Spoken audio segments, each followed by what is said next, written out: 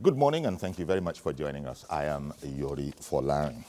Well, let me quickly get that out of the way. My guests this morning, we have Mr. Malaki Ugumadu, National President, CDHR, Committee for the Defense of Human Rights. He's also a legal practitioner. Thank you very much for coming on. I'm delighted to be here. Indeed. And Dr. Luke Oyekakeya.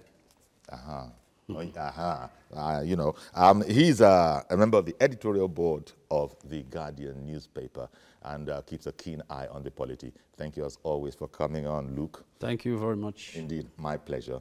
Well, if it hasn't taken off already, it's imminent. The takeoff is imminent. I'm talking about the whole cattle colony concept. First of all, when we say what is it, it sounds, it's a colony where you see cattle, I imagine, and then you maybe as far as the eye will see. What is a colony? Because as we were saying just before coming on air, you've actually written about this. So what did you determine that a colony is going to mean? A cattle colony. Yeah, thank you very much. It's good to qualify it. Cattle colony. A cattle colony. As different from colony. Nigeria was a British colony. There you go. So it's not that type of colony we're talking about. Yes. Now we are talking of cattle colony. So now this idea came up as a result of the crisis in Nigeria. You know, herdsmen are killing people in different parts of the country. And then the Minister of Agriculture, Audu Ogbe, then came up and said, okay, one way to solve the problem is to establish cattle colonies. And then people started asking, why? Even the mention of colony gives an impression that, okay, you want to recolonize Nigeria. What do you really mean? So I tried to find out what exactly is cattle colony, which I published in The Guardian 2 weeks ago. And I discovered that the idea of cattle colony is found only in one country in the whole world, in Pakistan. Pakistan came up with the idea of cattle colony as a framework for their own cattle economy, cattle market, cattle trading. And then what is which is a big business. Is business. That's the part that we don't emphasize enough here. Yes, it's business, big business. In Pakistan, where the idea came from and where it is operational up to today. Now, the question is, in Pakistan, do you have cattle colonies all over the place? And the answer is no. In Pakistan, this cattle colony is found only in one area in the country's capital. And they call it a neighborhood. They say it's found in a neighborhood of Qasim. I can't pronounce the name. So it's just an area in Pakistan where this cattle trading, cattle marketing is done. That area is not designed for cattle grazing. It's designed for cattle trading, cattle commercial. Because, and I think there is the significant issue. Yes. Because grazing would appear to be, Malaki, grazing would appear to be one of the issues that has wrinkles. As you know, the herdsmen follow the seasons. And so when the season changes, the cattle don't have enough grass, then they will move. And in doing so, cause all the damage that is going on. But as Luke says, a cattle colony, do we understand that as a purpose-built or developed area where grass is perennially available? Those are the kind of things that one would hope it would have if it is going to make a difference.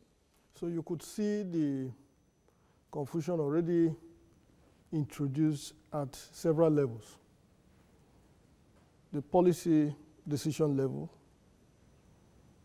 the enforcement level, and of course the implications on the general situation. Now that enforcement in the middle that you put there, it's the same as acceptance level by the people concerned. Correct, that this correct. is the modern practice this is a that benefits everybody. This whole idea is in consequence of the recent crisis that happened in Benue State. And you could see that it was a decision taken on the spur of the moment. which is not properly thought out or thought through.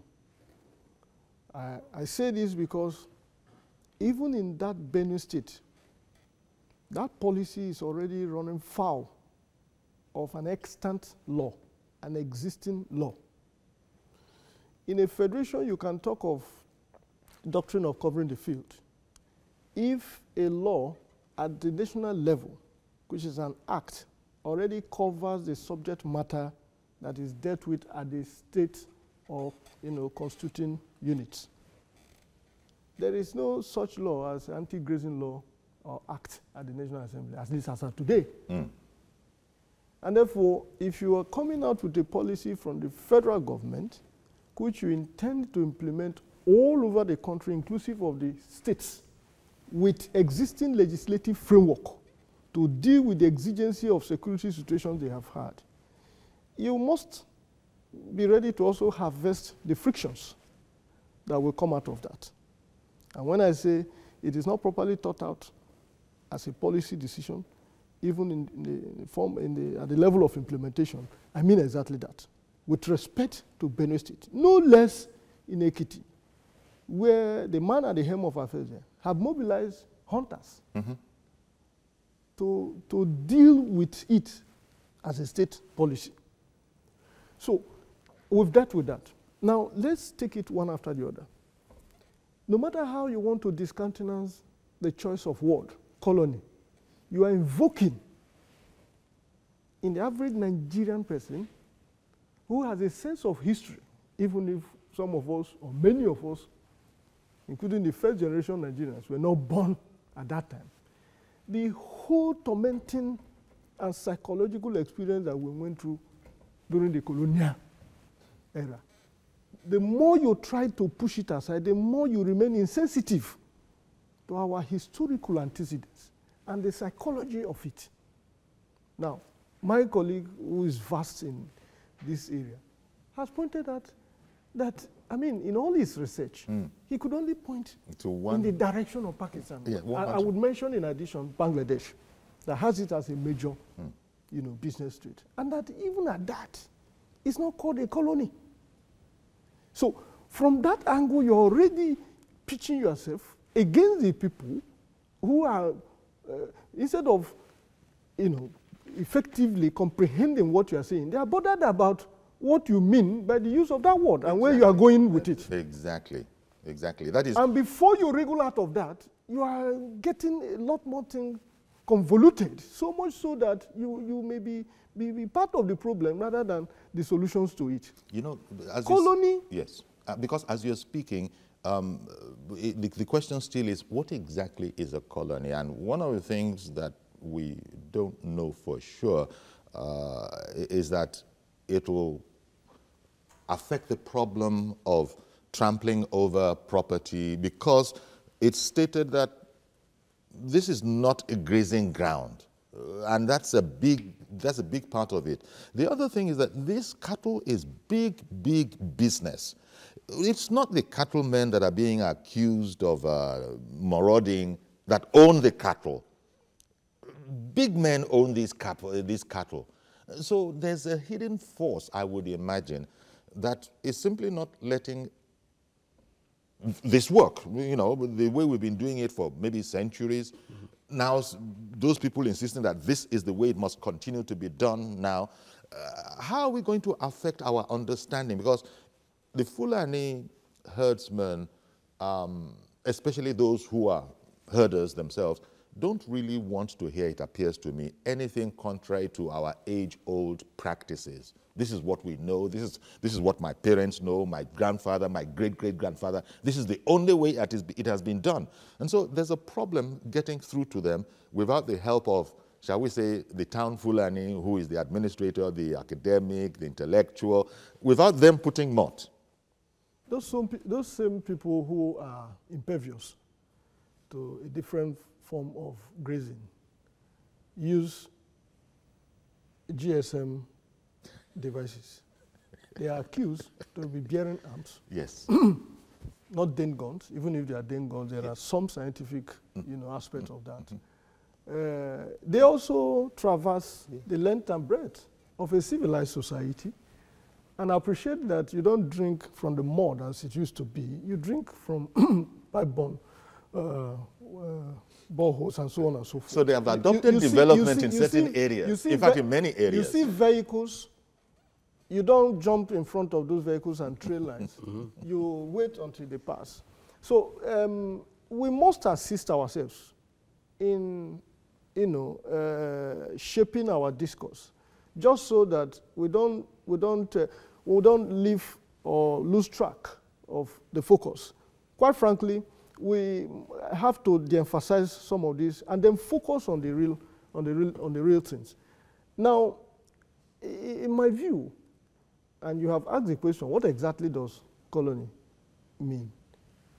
As an English word, you are talking about a territory, an area. Which for the moment seems to be concentrated up north. Those who have indicated, this is an idea we'd like to consider. That's in terms of the implementation now, but whatever or wherever it is, you are talking about an area, a territory, effectively delineated and ascertainable, where such business could go on. Then the next question will be, to what extent is it fundamentally different from ranching for the purpose of dealing with this crisis?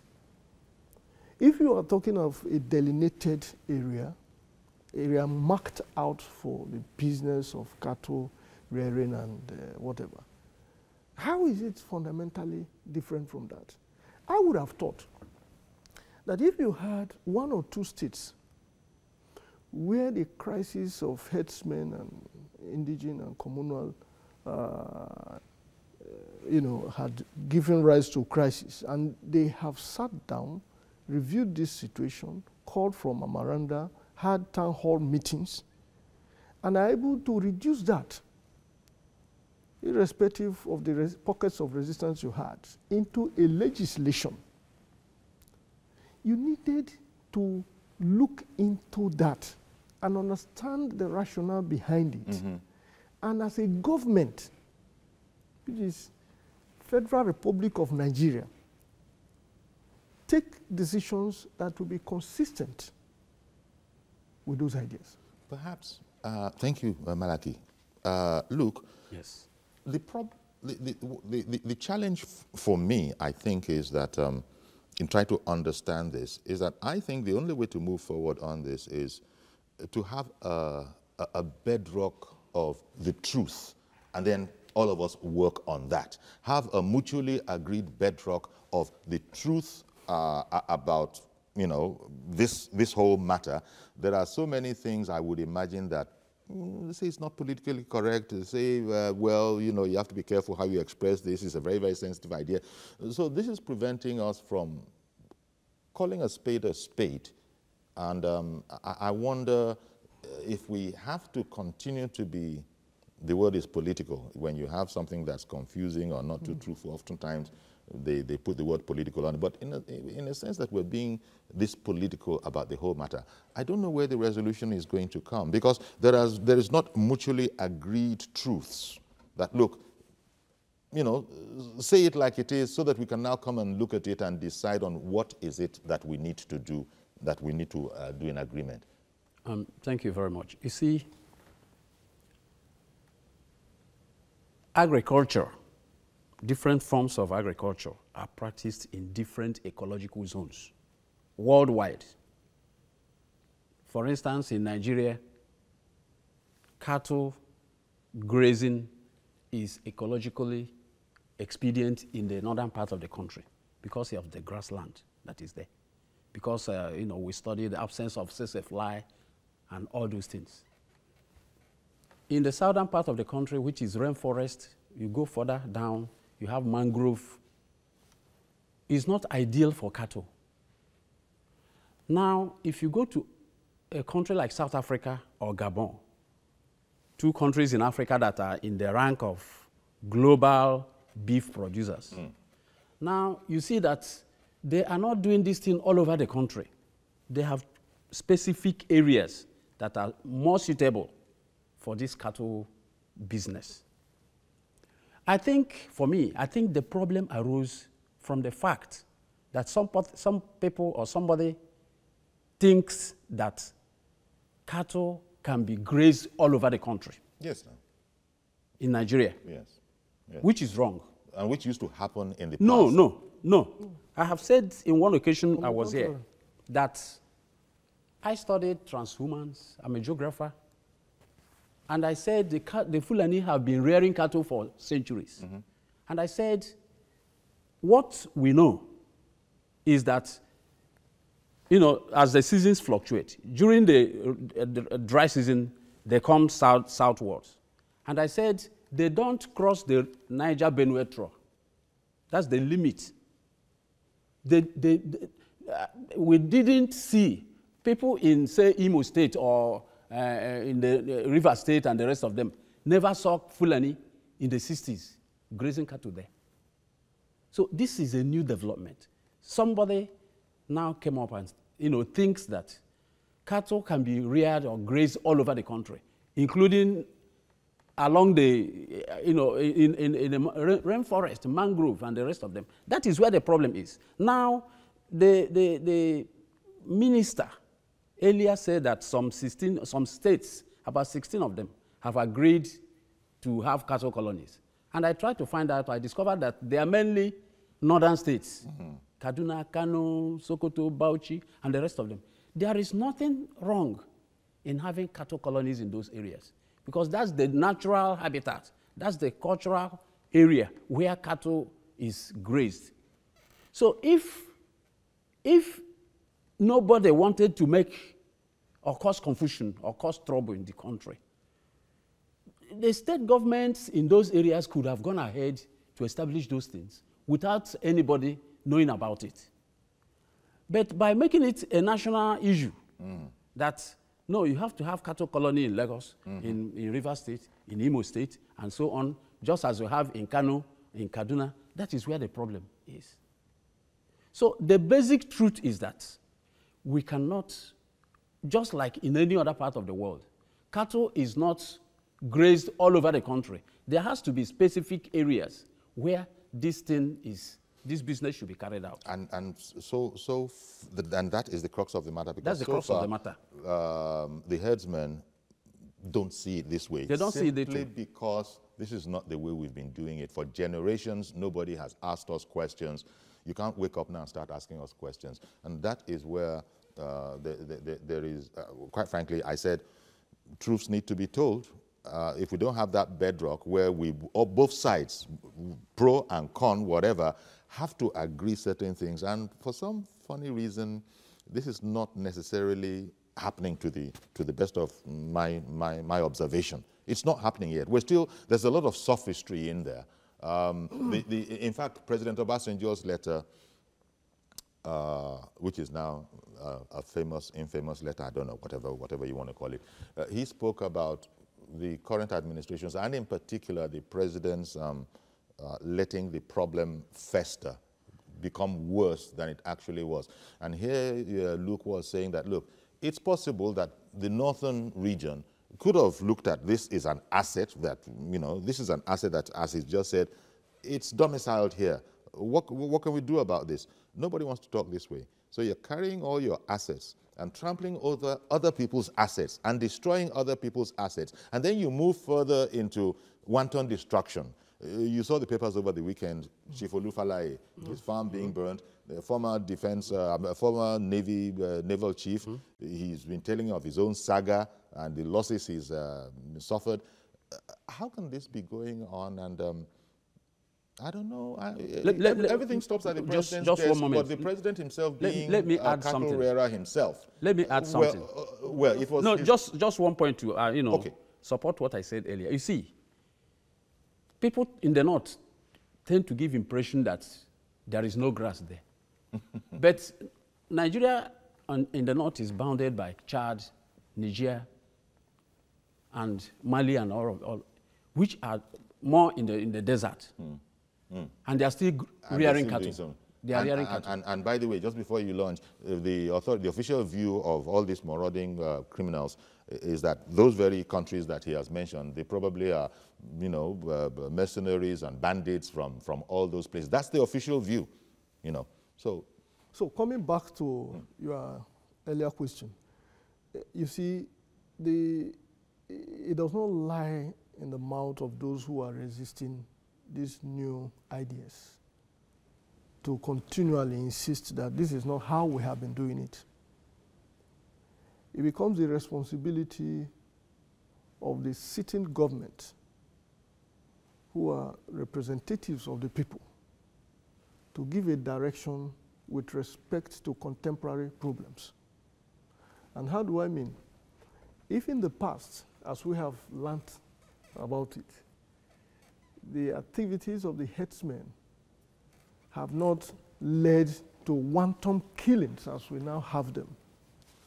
And by the way, you saw that only yesterday there were about 70 cows, as we saw on television, although too swollen for me to believe that they were just killed.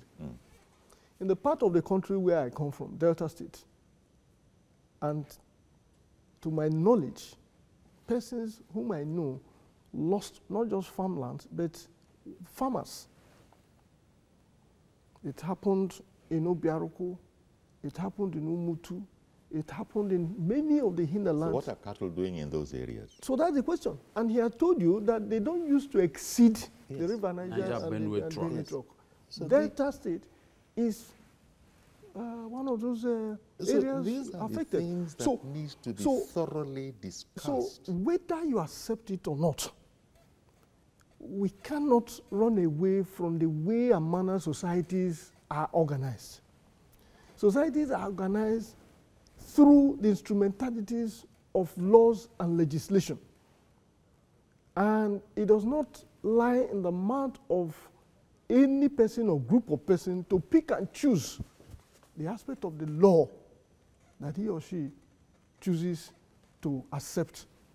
Now, beyond the anti-grazing bill and all that, we have our constitution that clearly guarantees the life of every Nigerian, anywhere, everywhere. There are legislations, other subsidiary legislation that frowns out wanton destruction of lives and property. So to what extent can a person or a group of persons... And the law places vicarious liability on the owners of the cattle. This is precisely why I think that this bad messenger, former President Obasanjo, had clearly indicted the government to say, you are so laid back in acting. There is hardly any way you can justify this.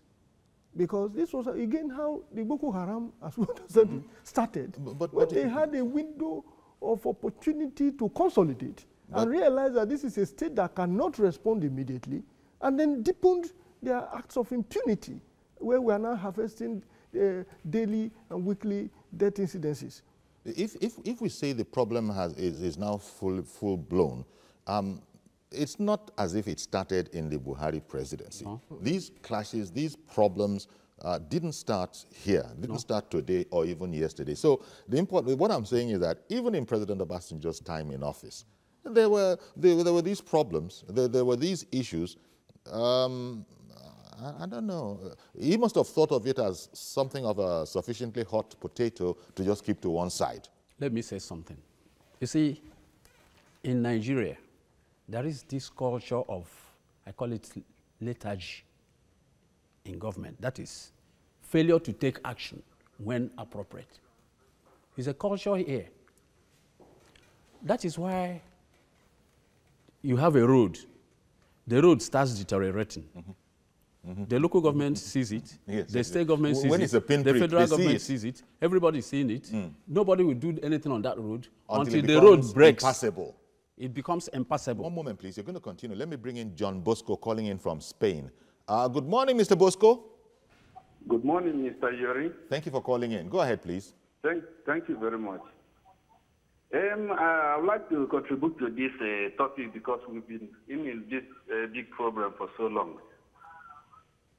I think we have to copy from some states like Uruguay, Argentina. They have much ranches and they are not grazing like us. and they are meat exporting countries like USA and other Brazil, because this problem has become, I don't know how to put it, because we are going backwards. Every day we talk the same thing. Every day we talk the same thing. We are not moving forward. The best thing to do is cattle ranching. Netherlands, they export a queso, cheese, and other countries in the world. And we have the resources. But what we don't have is the mind to tackle our problem. And this thing is becoming a very big problem. Today you see the key here, the other day you see the key the other side.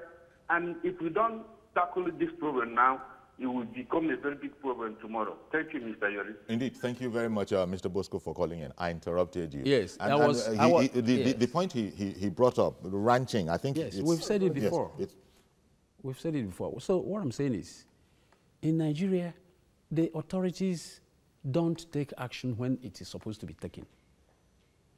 And that is the problem we have. Now, like you said, the issue of herdsmen, farmers, clash and the rest of them killings didn't start with Buhari's government. It has been there. We've been reading about it. There have been pockets of it here and there. But unfortunately, instead of the government, whether federal or state, in this case, I believe it's the state that should handle this problem. Because land belongs at the to the final state. analysis, this problem is a state affair. So the state governments, many of the state governors are not interested for political reasons, for political interest. Some of them don't want to match anybody's foot. And so they close their eyes, they don't want to act. Oh. So at the end of the day, the problem continues to, that is why the problem continues to fester up till now. Well, let me not add my own, because Josephine in Ajah is on the line. Good morning, Josephine. Good morning, Uncle Yori. Good morning, ma'am. And your guest there. Good morning. Good morning. Can you hear me? Yes, we can, ma'am. Yes, how are you today? Very well, thank you. Okay, I don't have much to say, but I want just to say that the person started with responsibility to take care of this security issue has failed, and the thing is deteriorating now. You can see the reprisal when people will turn for self-help. They are looking this in and it's sitting up. They are looking at it, it's sitting up. Look at what happened yesterday. The president is sitting down and watching the country going down under his watch. The man that is responsible for security of life and properties. Now, we are looking at this thing. Soon we saw how famine. Hunger is coming. Hunger. They are looking at this thing going gradually, without taking proactive measures. The president is telling us he wants to think before he will do. And when we see clearly that he has been taking proactive measures in many instances in the Niger Delta, in the IPOP issue, what is it keeping the president to take a proactive measure of this calamity that is coming before us? This thing is heating up, and if we did not take care, but Josephine, if we did not take care, but Josephine, the president put the vice president at the head of this committee to examine the colonies, the cattle colonies. That they know what to do, Uncle Yori. Uncle Yori, they know what to do. The president has the prerogative to order the military to take over that place. Okay. Hello? Yeah. I hear you. Thank you very much. In other words, the buck stops on the president's desk. And a lot of Nigerians have the impression that, well, we haven't seen any evidence of that yet, because that is where it does indeed stand. But I got to go on a break now. And when we come back, maybe we look at maybe the resistance to this idea. It's possibly cultural. Because if anybody is trying to change anybody's concept of his own cultural identity and being, that's an uphill task. So no matter how ill-considered maybe that's also part of the issue. Maybe you guys don't think that. Maybe you do see it like that. Let's look at it when we come back. Stay with us, please. We'll be right back.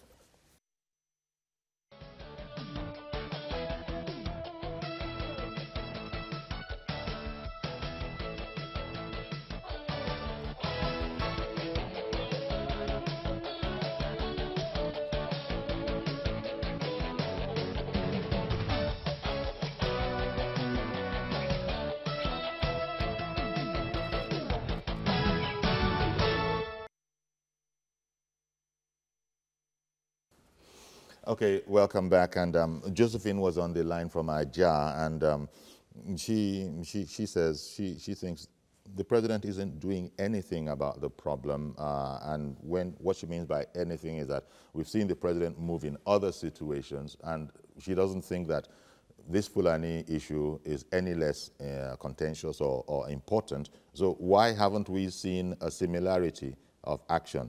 As she put it, the fixed IPOB, any problem happens in the Niger Delta, they'll be ready to do something about it. But this particular one, so I was asking the question, in fact, she said that I'm not doing anything. Well, my producer just said that, look, remember, the Oshibajo panel has recommended the deployment of the military, but the Defense Headquarters has since said that, well, yeah, you know, so far there are no soldiers there because the police are on ground. The military would be a last line, you know, measure. Okay, so that just comments on Josephine saying nothing has been done.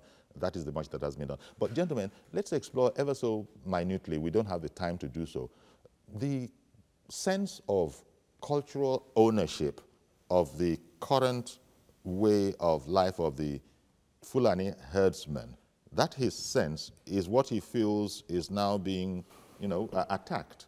Malaki has explained it to us that, look, there are laws, you know, where your freedom ends, where your rights... Society is regulated by law. Yeah, somebody else's right takes over. But it would appear that the Fulani are working by the Fulani herdsmen, whether criminal ones, whether foreign ones or not, you know, bandits, call them bandits as the government is calling them, mercenaries and bandits. They're not working by those rules. They are saying this is our cultural identity. How much of a problem do you think that is? Or do you think I'm entirely off the mark on this? You can't be off entirely. I think you are extremely curious and circumspect as we discuss contemporary issues and referring to decades of practices in the decades past. When a culture becomes repugnant, not just to natural justice, but to present practices, that culture will have to give way. It's as simple as that. We used to hear in the past what obtains in some typical traditional environments. And people have to say that, look, sorry, you can't do that anymore. We hear these days of high-class traditional rulers who go to churches after my good friend, the Arana Kakanfu, has just been installed. That's right. I have read severally on papers how he landed in churches to thank God and even thank some of those prophets that revealed it. So I have quarreled with this idea of remaining fixated and fastidious on this cultural, this culture that has emboldened you and that now implicates you, not just as a headsman, but one that has capacity to take life at will, must give way. Indeed. Because there is a need for coexistence in a society regulated by law. And that can be done still maintaining your culture. You're not taking anything out of your culture. Gerald in Abuja, good morning. Good morning, Uncle Yori. Good morning, sir. Good morning to Barrister Malaki and the other guests. Good Thank morning, you. Mr. Adira. Welcome. I'm calling this morning, to try as, weekly as I can, to try to encourage Nigerians to just draw a line of demarcation. There is this reference, to the president is not, doing what he did, in the Southeast to IPOB, what he did in the Niger Delta to Niger Delta militants. I think there is just slight difference. The IPOB wanted to tear Nigeria apart. They were confronting the government of the day to tear Nigeria apart. Niger Delta militants were out to destroy the economic base of the country. Their causes were right, the approach was wrong. In this case, these are a group of individuals that are having clashes that borders on contention over scarce resources with other individuals. They are not attacking the government. They don't want to tear Nigeria apart. There is an element amongst them that are criminals. The million-dollar question is, how do you separate the two? The innocent, well-intentioned Fulani header who crosses through farmland and get their things destroyed, and hence there is crisis. And the group that are criminally intentioned, that are the militia, who may have what has been claimed to be an agenda. How do you arrest them? Uncle Yori and Malaki and my other guests will agree with me that going into the bushes to track these people down, separate them, is going to be more challenging than the war against Boko Haram. Let us put it where it is. And where it is simply hold the government to account.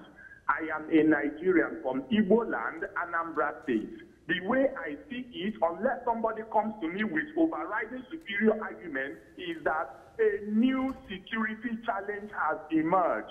Vote out Buhari only on the score that if you give him some time, he doesn't address this squarely, you vote him out. And not all this Western bandied around and sentiment. It is not helping us. Let us stay on the main issue. I am an ardent supporter of Buhari, but I give him one more year. That if you know, till the end of it, if he doesn't solve this problem, I will be out for him to get out. Not because he sponsored it, but because he has not been able to handle it well. Let us shun sentiment. It is because of sentiment that politicians have always held us ransom. They know how to throw things into the air, and the vastly ignorant and sentimental Nigerians, with the greatest respect I say that, fall for it. Let us hold our head high and for once start thinking. All right, then. Mr. Malaki, this is where our position should be. You who is in the position to shape the mindset of the ignorant civil populace that always throw their vote in the wrong way, always fooled by the politicians. This is the clearer call. This is where we should be. Thank you for the time. Thank you very much, Gerald. We go back to that bedrock of truth that I spoke about, that both of us contending parties have to agree this part is not opinion. This is facts. Let me say. Since he mentioned me, may I just say? Okay, sorry. Mr. Gerald, I think it is fantastic that this discussion is taking these dimensions.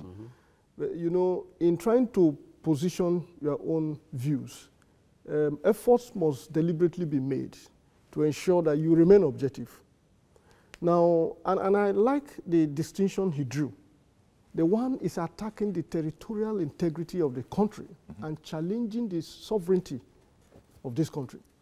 The other arises as a result of context, owing to scarcity. Fantastic distinction. But you know, at the heart of the discourse is the question of life. That life is being lost, albeit in very serious number. And that the only way to objectively look at it is to rise above the political affiliations, the sentiment he talks about, and focus on 78 lives, a reprisal attack, and continuing even when directives are given. The IG deployed to that place, the next day you will hear the same thing. So people have also seen that their own objective way of looking at it is to ensure that any such situation that creates that environment in which lives can be taken at random cannot be as a result of PDP or APC or whatever. It is that this must stop almost instantly. Exactly. If you fail to do that... It's been dragging on for administrations. Look, some of us are pained because very publicly, and I think that's why people are mentioning, we stood firmly against a government that lacked capacity to secure lives and property. If this present government and the present president rose to power on the crest of their avowals to deal with the issue of insecurity, albeit killing of human beings decisively, and we are now harvesting killings all over the country. We must call the spade that it is. Indeed. Benga, thank you very much for holding on. Benga in Federal Capital Territory. Yes, my name is Benga from Abuja. Quick one, Mr. Yori, and a good morning to the guest there. Good morning. There are many challenges we have in this country. Because of political sentiment and tribal sentiment, we have not really focused on the issue. Mm-hmm. The Fulani have suffered a lot of losses in this country, more than we can quantify. For the past 6, 7, 10 years, the people call rustlers like an armed robber, who attack Fulani settlement, carry their cow, kill them. It happened in Zamfara, Sokoto, Katsina. You never see it on the headline. You never see it discussed like this. People never have sentiment to read. These are the Fulani are not human beings. Are they not Nigerian? You know, when this government came in, it stepped out and deployed military to those places. These Fulani who go and kill fellow Fulani, they are the one carrying gun. When they carry this cow, you don't steal a cow and put it in a warehouse. They must graze it. They must carry them along, and they are the one carrying and killing people all around. As the last caller said, let's not remove sentiment and religion. Let's separate the criminal aspect of these Fulanis and go after them. Now, yesterday in Taraba, or in Nasarawa State, 73 cows were killed, 2 people were kidnapped. No, and the gentleman there said he not even believe it happened. That is not good. We are all Nigerians. You don't see this court there. Why can't they charge the government that government, these 2 people that were kidnapped, get them? No, he didn't say it didn't happen. He said because they were swollen, they couldn't have been most recent killings. We acknowledge that it happened. We are done the recent killing. It was in all TV stations, and the people are inside. The police have confirmed it. The security personnel have confirmed it. Why should we do this? Let's remove religious sentiment from this matter, and let's face it like this is a problem in Nigeria, not Buhari problem, not Fulani problem. Let's see everybody in Nigeria and let's attack it. Mm-hmm. It's because of political sentiment and. Well, thank you very much. But I fail to see the politics or religion involved in any of this. It's a straightforward. If you look at it, I added the slight complication of cultural, but it's a business matter. These are assets. It's a business. These are assets. There are billionaires, behind all of this. Maybe I should also hammer on this cultural issue or aspect of Fulani. Now, humanity or mankind started as a wanderer. From Eden, from Garden of Eden, man was created naked and was a wanderer. We studied primitive culture. So, man started as a wanderer. You and I were now wearing coats. If you trace the stages of human development, you see that our forebearers were naked, and so on and so forth. So we have evolved. So the point is that we are in a modern civilization. Here in Nigeria, for instance. Sorry to interrupt you. Benga said something. He actually showed the flip side by saying that in his experience, the Fulani have been hard done by in this land. Now, that's a view you don't often hear. Let me say something on that. I lived in Kenya. I lived in Kenya for 4 years or more. I was working there as a consultant for the UN. Now, Kenya, also, they have a lot of cattle. And cattle rustling is an issue there. It's an issue. So anywhere. It's an issue. Anywhere there's cattle. Anywhere there's cattle. Anywhere there's cattle. Anywhere there's cattle rustling. Yes. So it's not peculiar to Fulani here. It's one of the hazards. So what I'm talking is from experience of a place. I lived in Kenya. And as I'm talking to you now, if you Google Kenya newspapers and the rest of them, you will see stories of cattle rustling in the northern part of Kenya. So it's not peculiar to. So as long as Fulani have cattle, it's like hijacking in the sea. There will always be hijackers. Yes. Whether pirates. Yeah. On the coastal, anywhere there is ship moving, there are pirates that are there. So it's not peculiar to Piracy is not peculiar to Gulf of Guinea. It's not peculiar in Aden, you know, and the rest of them. It's everywhere. So cattle rustling is a problem. So the way to handle it is, you know, the government, local government of the area will always have to come in and, you know, discuss with the people.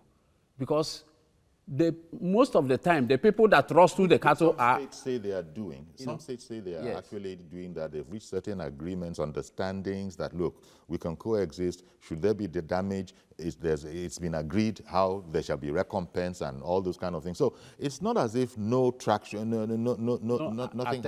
no attempt has been made. But Mazi Okoroafo in Abia State, thank you for holding on, sir. Good morning.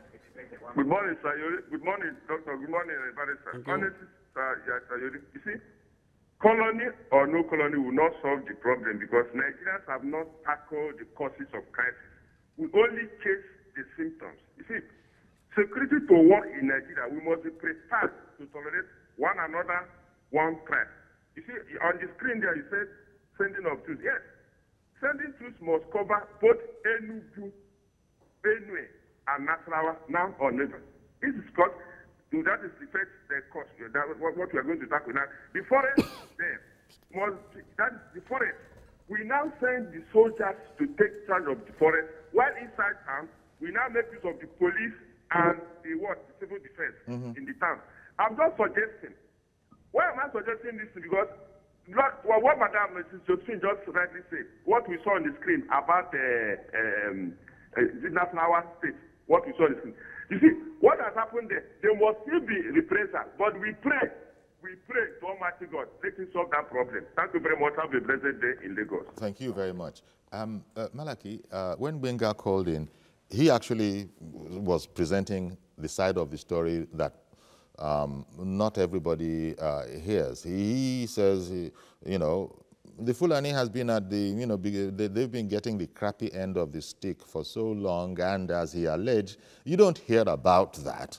But suddenly now, everybody marauding for Fulani herdsmen is on. What do you think of that comment? It's a credible allusion, in the sense that you are dealing with herdsmen with very little education, very little exposure, and very limited access to communication and information. And therefore, when they fall victim, it can only be imagined. Not many people are there in those forests with them to take statistics of what happened. This is precisely why it has become clear and important that we remain focused on the issue.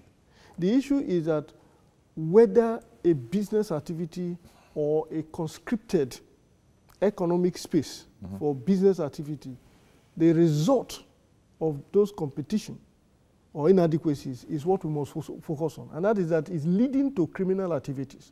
These criminal activities are cutting short human lives.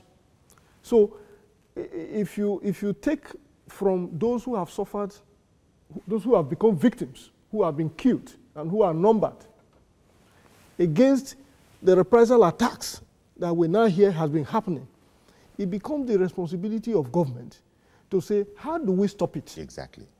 Because it's gone too far. It is when you stop it and put a break to that crass impunity that, I mean, people will have the certainty of mind to begin to review. But Malaki, that's what we've been discussing all morning. And that is how what to stop this and the problems. Suggestions have been offered. The problems and it must be taken head on. Okay, let's hear what Ayodele in Akure wants to contribute. Good morning, Ayodele. Good morning, sir. Thank you for calling in. Thank you. So, my little contribution. Hello? We can hear you. Yes, my little contribution is that the president must do something very, very urgently. Lives are being lost. IPOB and the issue of Niger Delta should not come near in comparison with what is going on presently in Benue and some other parts of the country. Lives are being lost. That is the issue the president must take proactive action about. That is my little contribution. Thank you very much. It's a very, very big contribution because we're talking about 70 guys being killed. Yes.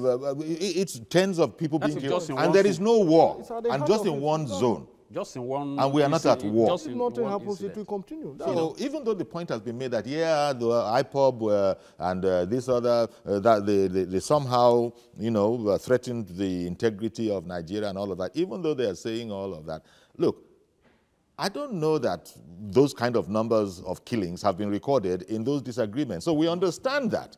But this one that is even not, treasonable or anything like that. But more people are dying. And what you're saying that... It's even more grievous. It is. And Mr. President has a desk, and on that desk, the buck stops. Let me say something. Although somebody has said, give him one more year. Okay. I'll give him one more year. Okay. And then see, since the president likes to be measured, considered, and he's made no secret of the fact that he's not a fan of rushing hastily into decisions. You see, the three problems, IPOB, Niger Delta, militants, and then this one, they are different. There are problems coming in different forms. Yeah. They have one thing in common, and the thing is they presented problem for Nigeria. Yes. Yes. Then, a problem having been presented, how do you solve it? Now, in the case of IPOB, we know what the government did. They sent troops. In the case of they sent troops.